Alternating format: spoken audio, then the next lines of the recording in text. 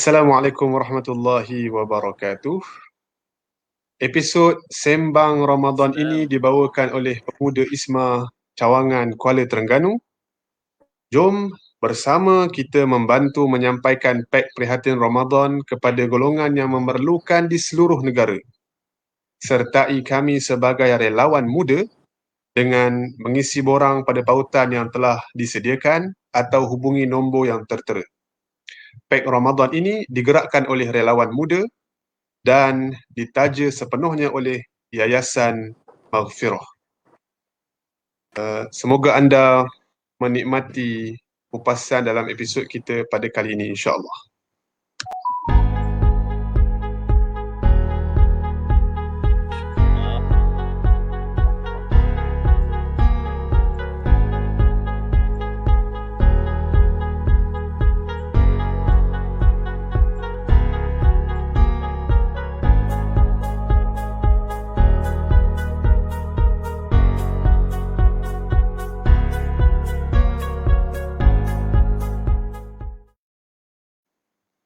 Bismillahirrahmanirrahim. Assalamualaikum warahmatullahi wabarakatuh. Alhamdulillah wassalatu wassalamu ala Rasulillah wa ala alihi washabihi wa man walah.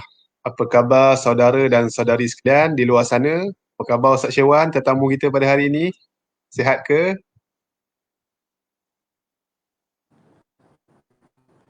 Sihat insya-Allah. Alhamdulillah. Ya, lambat sikit lah, tapi tidak apa. Diharapkan saudara dan saudari sekalian, di manapun anda berada pada ketika ini dalam keadaan sihat, dalam keadaan baik, dan semoga setiap inci kehidupan kita diberkati oleh Allah Subhanahu Wa Taala sekalian. Saudara-saudari sekalian, Pemuda Isma adalah sayap pemuda bagi Ikatan Muslimin Malaysia. Sebuah gerakan Islam yang komited memperjuangkan Islam dan Melayu di bumi Malaysia ini. Atas maksud tersebut, dalam bulan Ramadan kali ini, kami bawakan kepada anda Sembang Ramadan. Bersama kita menghayati indahnya Ramadan. Baiklah, justru rakan sembang kita kali ini, satu peribadi yang bagi saya sangat special, manis orangnya, peramah, siapa lagi kalau bukan Ustaz Ahmad Nur Syirwan Zakaria. Apa khabar Ustaz sekali lagi? Sihat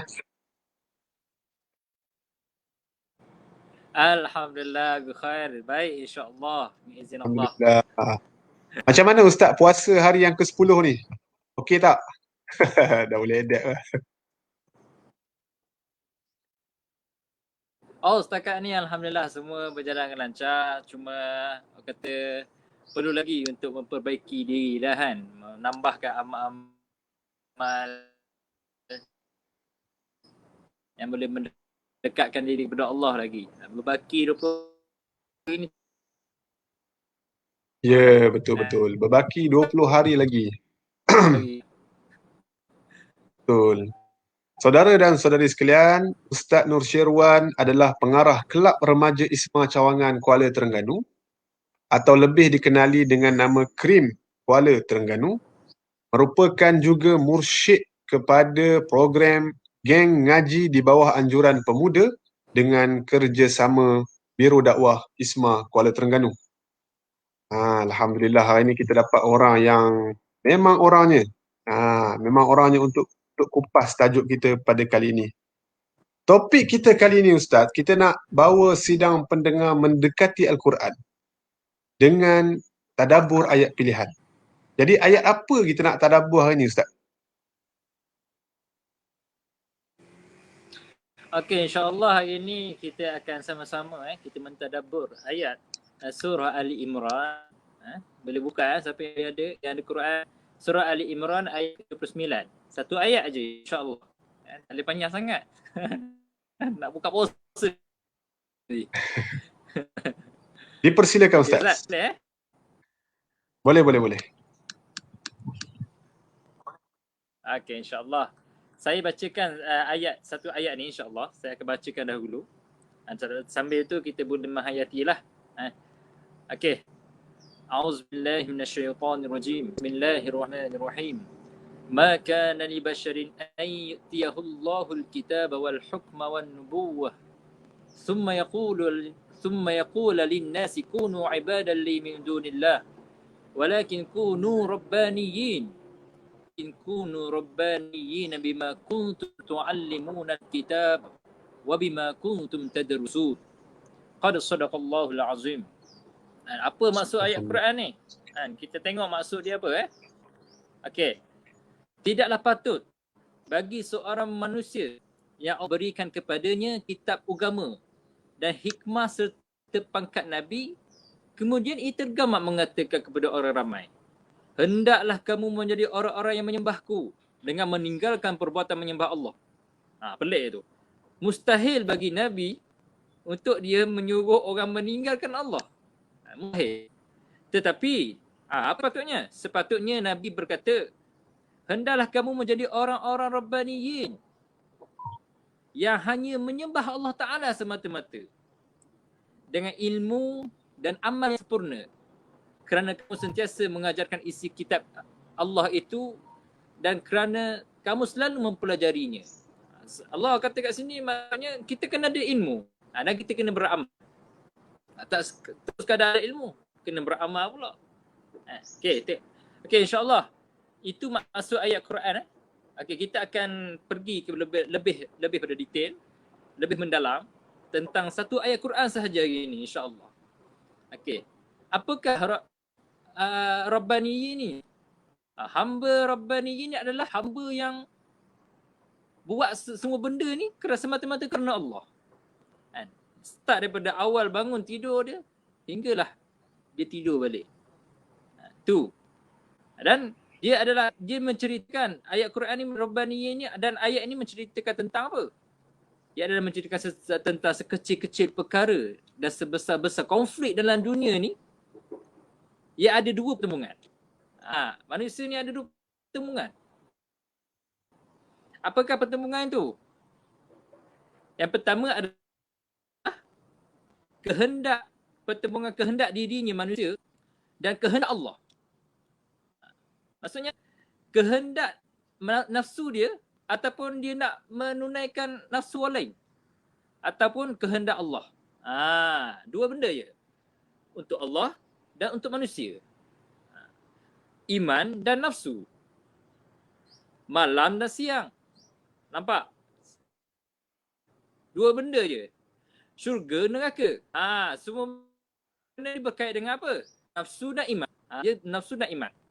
Okey, boleh faham Rabbani yang kita sebut adalah kita hidup ni kerana Allah semata-mata. Okey. Lepas tu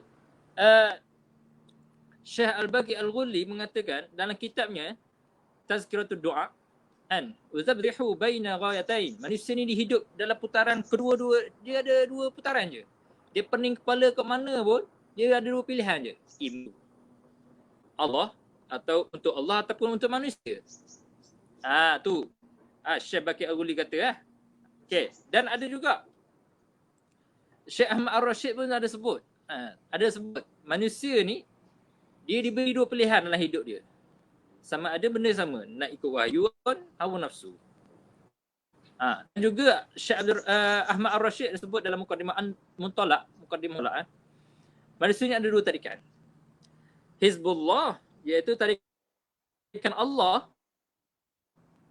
dan Hizbus syaitan. Dia nak pilih apa syaitan?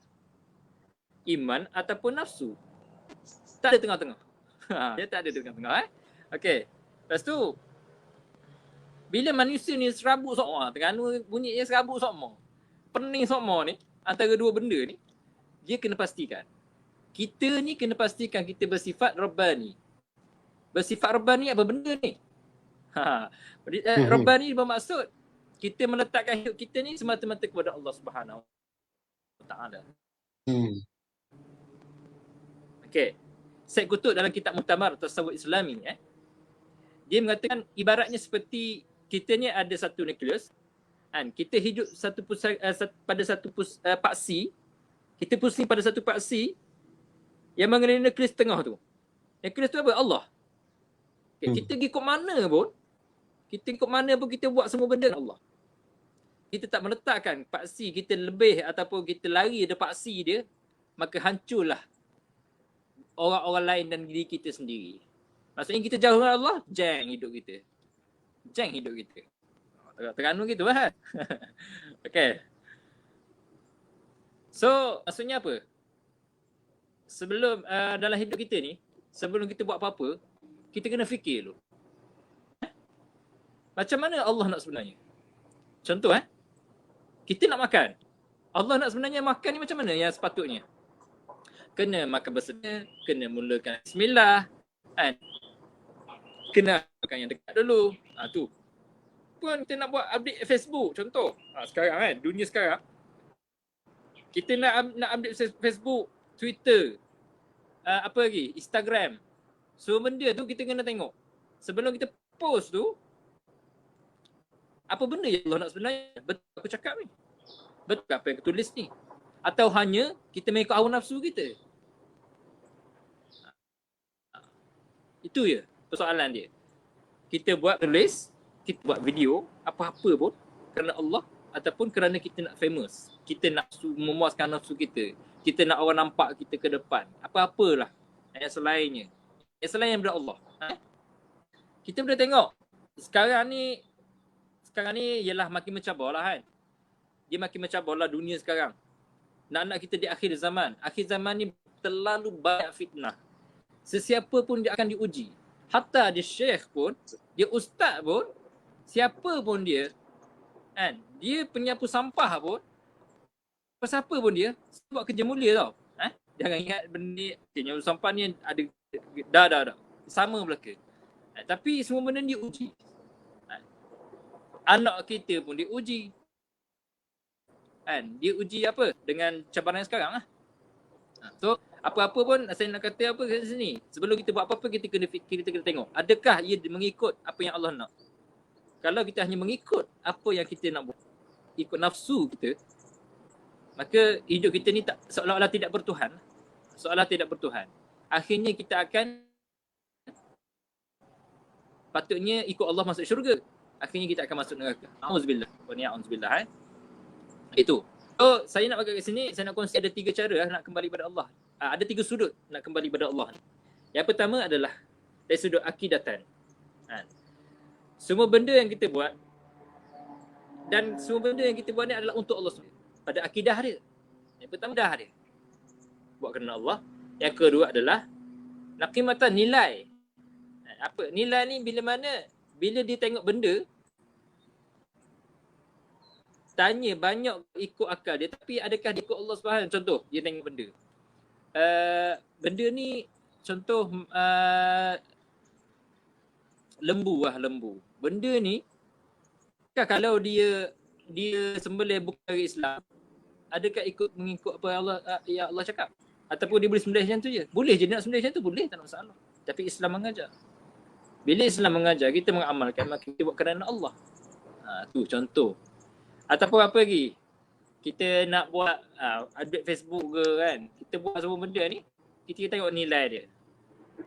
Tapi semua nilai-nilai ni kita tengok adakah dia mengikut akal kita semata-mata ataupun benda yang Allah nak. Kalau ikut akal kita semata, mengikut hawa nafsu, jangan. Okay. Yang ketiga, sistem. Sistem ni iaitu sistem hidup ataupun undang-undang ikut sistem yang Allah redha. Yang pertama adalah akidah, nilai dan sistem. Akhirnya kita nak dalam hidup kita ni mengikut apa yang Allah nak. Sistem hidup kita ni, undang-undang negara kita ni, undang-undang dalam rumah kita ni, mengikut apa yang Islam nak. Apa yang Allah redha. Dan kita hidup memang untuk dapat redha Allah je. Dan itulah maksud Rabbani. Okey. Boleh Hana teruskan Ustaz Mel? Ada sedikit je. Silakan Ustaz, silakan. Okey, saya akan ceritakan masalah sekarang, masalah dunia sekarang. Orang Islam sekarang, dia ngaku dalam Islam dan dia memang dilahirkan dalam Islam, tapi dia hilang sifat Rabbani. Sifat Rabbani apa? Dia Islam tapi tak kisah pun apa yang Allah kata. Dia Islam tapi tak pakai tudung. Dia Islam tapi pakai pakaian ketat. Itu untuk perempuan. Dia Islam tapi pakai seluar pendek. Faham tak? Dia Islam tapi sabit. Dia Islam tapi sekian-sekian. Benda-benda yang itu hakikat yang kita terima nak macam mana pun. Apa yang salah kita kena akui depan Allah bahawa kita salah. Okey, kita tengok juga kalau luaran dia. Dalam isu LGBT. Apa yang dia orang usahakan? Dia orang berusaha untuk mengiktirafkan LGBT kat Malaysia. Dan akhirnya dia tengok, okey, aku Islam. Tapi menghalalkan gay, menghalalkan lesbian. Bagi seksual. Seksual. So benda-benda ni tak boleh. Allah haram. Dan itulah usaha dia orang sampai sekarang. Dan dia orang akan tegakkan benda ni. Itulah ada pertembungan Hizbus Syaitan dengan Hizbullah. Kita manusia kena tak yang saya sebut tadi sifat Rabbani. Kita nak pilih yang mana? Pastikan kita memilih Rabbani ya. Hizbullah dengan Hizbus Syaitan lah. Na'udzubillah. Bukan kita je, anak kita semua, ayah kita semua yang berkaitan dengan hidup kita lah. Okey. So isu lain tak? Kita satu isu lagi. Isu TikTok. TikTok ke sekarang Bigo ke apa kan. Dia tengok. Dia pakai tudung. Pakai baju kurung ke apa semua. Tapi berjoget sana sini. Itu dia berlaku kat Malaysia kan. Macam mana dia berlaku? Oh tak apa, yang penting aku Islam. Lah akhirnya benda bila kefahaman tu berlaku. Orang tengok, oh Islam macam ni. Sebab tu orang Islam ni. Sebab tu orang tak suka orang Islam. Sebab akhlak kita ni, kadang-kadang akhlak kita yang rosak. Kita faham Islam pun sebab kita tengok. Okay, contoh. Macam kita, bila kita dah biasa dengan benda-benda macam ni, akhirnya anak-anak kita tengok, oh tak apa, mak ayah aku pun joget. Oh tak apa, mak ayah aku pun dah pakai tudung. Aku pakai seluar pendek. So Islam macam mana yang kita nak ni? Adakah Islam mengikut hawa nafsu kita, keseronokan kita semata-mata, ataupun kita nak keseronokan Rabbaniyah sendiri? So benda tu lah, kita takut generasi yang akan datang makin rosak. Generasi anak-anak kita akan datang. Cucu cicit kita. So dan satu benda lagi saya nak ajak adalah kita bukan faham Islam ni ada solatnya, puasanya semata-mata. Lepas tu zakatnya semata-mata, bukan. Islam ni bukan sekadar tu. Dia kalau dalam Islam, contoh dalam solat. Solat ni kena ada syarat dia. Kena tutup aurat. Kena bersuci. Tu. Kena khusyuk. Okey, dari sudut puasa pula bukan sekadar puasa. Tahan lapar dahaga. Tapi buat amal. Tahan nafsu kita. Ajar nafsu kita. Suruh dia tunduk dengan kita. Macam tu. Itu Islam. So, dan juga Islam banyak daripada awal bangun tidur kita pakai kasut, semua benda Islam ajar. Pakai kasut keluar rumah, keluar kaki kiri, pakai doa-doa dia kan. Makan ada doa dia. Siap makan ada doa dia. Tengok, cantik, terlalu cantik Islam kalau kita amalkan. Dan kita akan merasai nikmat tu. Kan? So, itulah benda yang saya nak kongsi. Sebenarnya. Setakat tu je kot, insyaAllah. Kan? Okay. Wallahualam. Baik, wallahualam. Saya rasa penerangan yang Ustaz berikan sebentar tadi satu penerangan yang cukup walaupun ia sedikit panjang lebar tetapi ia cukup bermakna kalau kita perhatikan dan kita renungkan, kita cuba ambil faham. Saya rasa ada satu intipati yang baik di dalam tu. Terutama sekali berkenaan dengan ayat Rabbani tadi. Baik Ustaz, Ustaz ada sebut berkenaan dengan kehidupan kita ini, kita akan berpusing kepada dua tarikan. Sama ada kita mengikut tarikan wahyu Islam ataupun kita ikut tarikan hawa nafsu kita sendiri dan kita tersesat dalam tu. Dan Ustaz juga ada menyebutkan tentang antara cara untuk kita balik kepada Islam, balik kepada tarikan wahyu itu adalah dengan kita memperkukuhkan akidah kita Ustaz.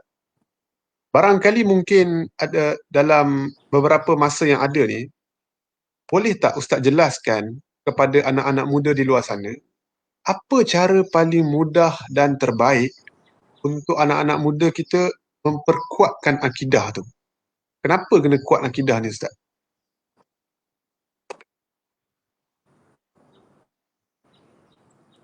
Ustaz, boleh ringkaskan soalan tu? Sebab sekat-sekat sikit. Okey, Sorry. soalannya adalah bagaimana seorang anak muda memperkukuhkan akidah dia? Apa step tu? Apa langkahnya, Ustaz? Okey.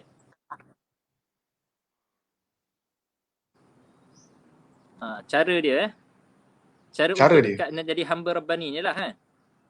Ya, betul. Okey, cara dia yang pertama-tama sekali adalah cantiklah soalan tu. Kena dengan bulan yang mulia ni lah. Bulan mulia ni. First adalah kita duduk sebentar, sekejap. Kita duduk sekejap lepas maghrib nanti ke kan. Kita renungkan balik kejap. Lepas tarawih ke, kita renungkan sekejap. Apa tujuan Allah hidupkan aku? Dan kenapa Allah jadikan Ramadan, aku bertemu Ramadan tahun ini? Tak lain tak bukan adalah Allah untuk memperbaiki diri aku. Ya betul, kita banyak kelemahan. Kita banyak buat. Tapi bulan Ramadan yang hadiahkan kita untuk meninggalkan apa yang tak melakukan apa yang sepatutnya. So, tu step pertama. Step kedua adalah kita berkawan. Ataupun kita mencari teman, kawan yang baik. Sebab apa saya tak sebut mak ayah? Sebab kadang-kadang kita ni banyak lebih rapat kawan tak sekarang. Saya tengok dunia sekarang lah. Kita cari kawan yang baik. Kalau kita silap pilih kawan, maka jeng lah hidup kita. Jeng lah. Tak tentu hala lah hidup. So kita tengok, kita carilah kawan bagaimana yang Rasul ajar. Nabi ajar apa? Apabila kita melihat wajahnya, meningkat iman kita. Meningkat iman kita. Kalau tak meningkat tu, jauhkanlah. Ataupun tegur dia. Kita ajak dia buat kebaikan. Bukan kita tinggal dia terus, tak. Kita ajak dia sekali. Jumpa dengan kawan-kawan kita yang kita cari yang lain lah, kawan baik. Macam tu. Okey, berarti yang ketiga kita teruskan berdoa. Berdoalah dengan penuh kesakitan. Kesakitan adalah, saya sebut sakit kenapa? Bukan senang nak dosa. Bukan senang nak tinggal jahiliah. Kecuali memang ada orang yang memang dah dari kecil dia memang orang soleh, lain cerita. Kalau orang yang berdosa ni, ataupun kita yang melakukan dosa ni, kita dah mudah ketagih dengan satu benda maksiat. Sangat susah. Tapi bila kawan yang bantu kita, kita ada cikgu atau guru kita, murabi lah cerita. Ataupun kalau istilah dia nakik usrah, yang akan bantu kita, kita follow. Itu. So saya rasa itu je lah 3. Lepas tu kita berdoa lah bersungguh-sungguh. Bulan Ramadan ni lagi lah, Masya Allah. Setiap masa kita berdoa lah kepada Allah. Ya, kita banyak dosa, teruskan berdoa. Bila kita sedar kita banyak dosa, kita terus pergi masjid. Banyakkan kita ke masjid, kita banyak baca Quran, kita banyakkan berdoa. Bukan kita berdosa, kita makin jauh dengan benda tu. Okay? Wallahualam. Baik. Langkah yang cukup praktikal yang Ustaz Nur Syirwan sebut dan sediakan kepada kita, kita cari kawan yang baik, kita muhasabah diri. Muhasabah diri tu saya sangat suka lah Ustaz bila Ustaz sebut tu. Duduk seorang-seorang kita muhasabah, kenapa Allah Ta'ala ciptakan aku ni hari ni? Tak. Kita muhasabah tu saya rasa benda yang boleh, kalau kita buat sungguh-sungguh, boleh menyelesaikan banyak masalah dalam kehidupan kita, keserabutan kita. Baik. Saya rasa apa yang kita bincangkan pada petang ini sampai ke penghujung rancangannya. Bagi saudara dan saudari yang ingin meneruskan merenung ayat Al-Quran ini, saudara dan saudari boleh terus buka Al-Quran surah Ali Imran ayat yang ke-79. Ayat yang ke-79 dan terus tengok, tadabbur makna dia, cuba fahamkan beserta dengan menonton video kita pada kali ini. Mungkin barangkali Ustaz ada ucapan ataupun taujihat terakhir seminit 2 ini tentang Ramadan. Macam mana kita nak teruskan Ramadan kita lagi 20 hari ni, Ustaz? Okey, sedikit rumusan atau kesimpulan saya boleh buat. Last kali kita tengok diri kita, kan? Adakah kita menjadi hamba yang Rabbani, ya? Adakah kita mengikut apa yang Allah nak. Kan? Maksudnya kita buat apa yang Allah nak dan tinggalkan apa yang Allah nak. So, adakah kita, di mana kita? Kita hanya hidup kita ni hanya berseronok, ikut je kehendak kita, dan akhirnya kita na'udzubillah hidup ke akhirat kekal. Na'udzubillah di neraka. Kita nak syurga, tuan-tuan. Kita nak syurga. So itulah, hayatilah makna Rabbani. Sama-sama kita menjadi hamba taat. Semoga Allah bantu kita. Allah mendengar doa kita, tangisan kita, sujud kita. Moga-moga kita termasuk dalam golongan hamba-hambanya yang Rabbani dan Solih, insyaAllah. InsyaAllah. Baik, terima kasih diucapkan kepada Al-Fadhil Ustaz Ahmad Nur Syirwan Zakaria di atas perkongsian yang cukup padat, yang cukup menarik, yang cukup-cukup boleh membawa kita kembali kepada jalan yang benar sekiranya kita menghayati dengan baik. Saya doakan saudara dan saudari di luar sana dipermudahkan segala urusan insya-Allah dan didekatkan diri kita kepada Al-Quran, kerana Al-Quranlah petunjuk bagi jalan kehidupan kita yang panjang ini. Sekali lagi diucapkan terima kasih kepada Ustaz Nur Syirwan. Saudara dan saudari sekalian, jangan lupa sertai relawan muda sekarang. Ayuh bersama kami. Assalamualaikum warahmatullahi wabarakatuh.